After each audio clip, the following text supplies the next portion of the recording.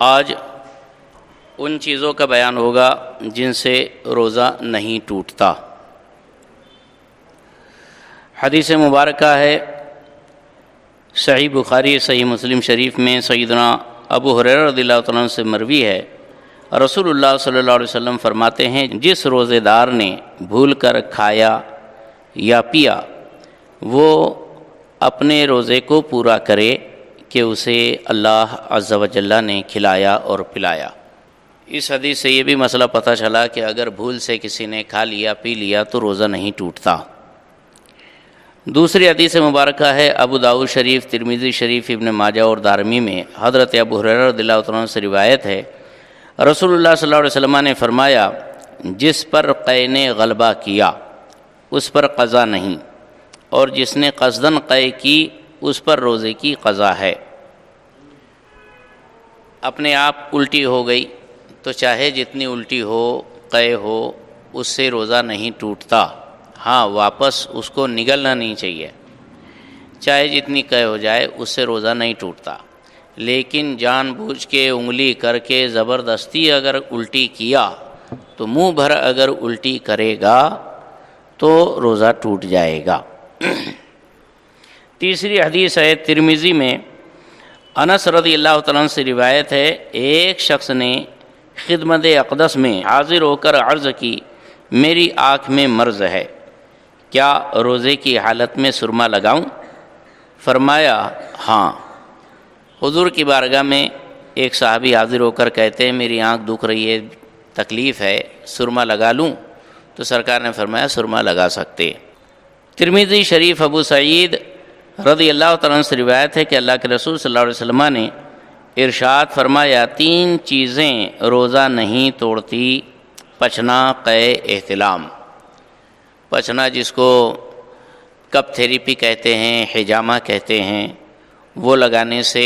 روزہ نہیں ٹوٹتا کیونکہ کوئی چیز اندر نہیں جا رہی بلکہ خون باہر نکال رہے ہیں۔ قے الٹی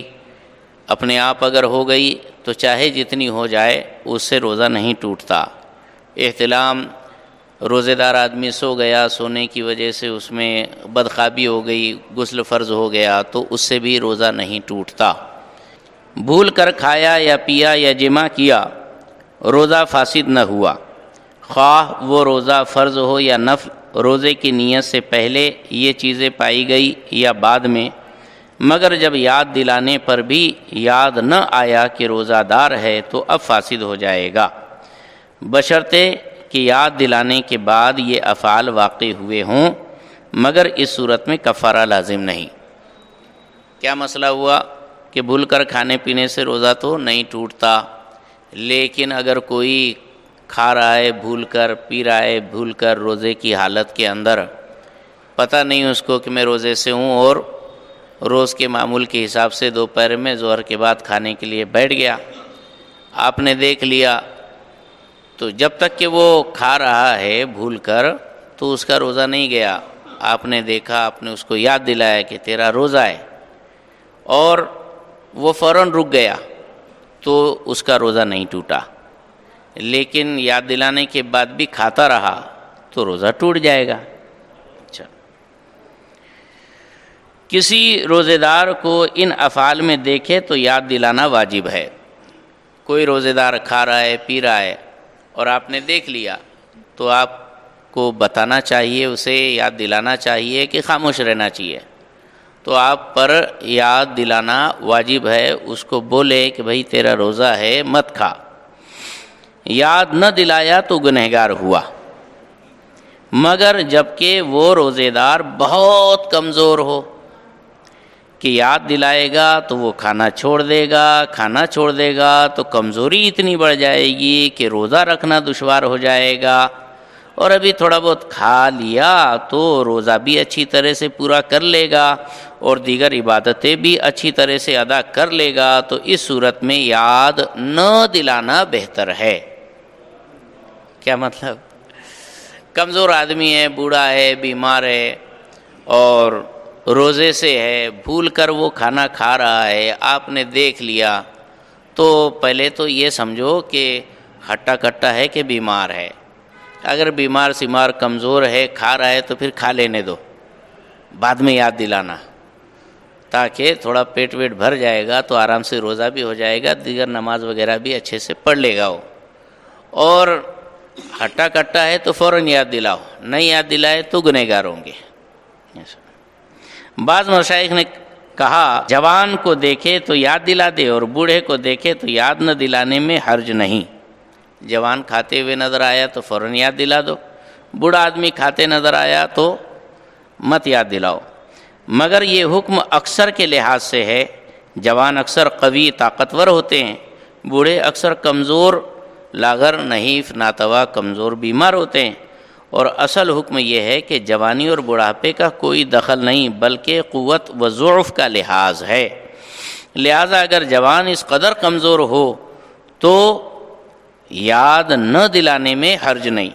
اور بوڑھا طاقتور ہے مضبوط ہے تو یاد دلانا واجب ہے۔ اگلا مسئلہ ہے مکھی یا دھواں یا غبار حلق میں جانے سے روزہ نہیں ٹوٹتا۔ اپنے آپ حلق میں چلا گیا تو روزہ نہیں ٹوٹتا، خواہ وہ غبار آٹے کا ہو کہ چکی پیسنے یا چھاننے میں اڑتا ہے، یا غلے اناج وغیرہ کا غبار دھول ہو، یا ہوا سے خاک اڑی، یا جانوروں کے کھر یا ٹاپ سے غبار اڑ کر حلق میں پہنچا، اگرچہ روزہ دار ہونا یاد تھا، اور اگر خود قصدن اگرچہ روزہ دار ہونا یاد ہے، اپنے آپ وہ ساری چیزیں حلق میں آ کر آپ جا رہے ہیں، سائیکل چلا رہے، گاڑی چلا رہے، ڈرائیونگ کر رہے ہیں، اور اچانک سے ہوا تیز چل گئی جس کی وجہ سے دھول ہو گئی، منہ میں دھول گھس گئی، اس سے روزہ نہیں ٹوٹے گا۔ حلق میں بھی چلی گئی تو روزہ نہیں ٹوٹے گا۔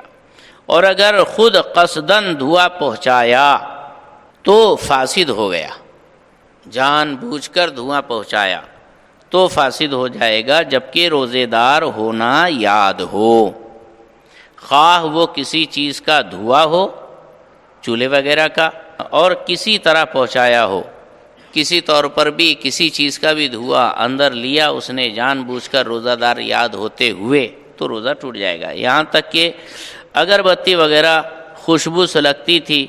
اس نے منہ قریب کر کے دھوئیں کو ناک سے کھینچا، روزہ جاتا رہا۔ یہ مسئلہ دھیان دیجئے، اگربتی سلگ رہی ہے، اس کے قریب ناک لے جا کر سونگا تو روزہ ٹوٹ گیا۔ دھیان یہ کرنا ہے کہ شام کو مغرب سے پہلے جو مزاروں پر آپ لوبان دیتے ہیں، بڑی درگاہ شریف کے اندر، 40 گاؤں کی درگاہ کے اندر خوب لوبان دیا جاتا ہے، اس میں لوگ جاتے ہیں، شریک ہوتے، خاص طور پر لوبان سونگنے کے لیے۔ سونگیں گے تو اندر سے سارا بھوت پریت نکل جائے گا، تو یہ سونگیں گے تو روزہ ٹوٹے گا۔ دھیان رہنا ہے، یہ مسئلہ اہم ہے، ہلکے میں نہیں لینا ہے۔ یوں ہی حقہ پینے سے بھی روزہ ٹوٹ جاتا ہے۔ اگر روزہ یاد ہو اور حقہ پینے والا اگر پیے گا تو کفارہ بھی لازم آئے گا، جیسے سگریٹ ویسی حقہ، تو روزہ ٹوٹ جائے گا۔ بھری سنگی لگوائی یا تیل یا سرما لگایا تو روزہ نہ گیا، اگرچہ تیل یا سرمے کا مزہ حلق میں محسوس ہوتا ہو، بلکہ تھوک میں سرمے کا رنگ بھی دکھائی دیتا ہو، جب بھی نہیں ٹوٹا، ہے نا، سرما وغیرہ لگانے سے روزہ نہیں ٹوٹتا۔ بوسہ لیا مگر انزال نہ ہوا تو روزہ نہیں ٹوٹا۔ یوں ہی اگلا مسئلہ ہے کہ غسل کیا اور پانی کی خنکی ٹھنڈک اندر محسوس ہوئی، نہانے کے بعد ایسا لگتا ہے جیسے اندر خوب ٹھنڈا ٹھنڈا ہو گیا جسم، یا کلی کی اور پانی بالکل پھینک دیا، سارا منہ کا پانی نکال دیا، صرف کچھ تری منہ میں باقی رہ گئی تھی، تھوک کے ساتھ نگل گیا، یا دوا کوٹی اور حلق میں اس کا مزہ محسوس ہوا، ہے نا، یا کان میں پانی چلا گیا، ڈالا نہیں بلکہ اپنے آپ چلا گیا، پانی میں حوض کے اندر نہا رہا تھا، ندی میں نہا رہا تھا، یا غسل کرتے کرتے پانی چلا گیا کان میں تو روزہ نہیں ٹوٹتا، یا تنکے سے کان کھجایا، اس پر کان کا میل لگ گیا، پھر وہی میل لگا ہوا تنکا کان میں ڈالا تو بھی روزہ نہیں ٹوٹے گا، اگرچہ چند بار کیا ہو،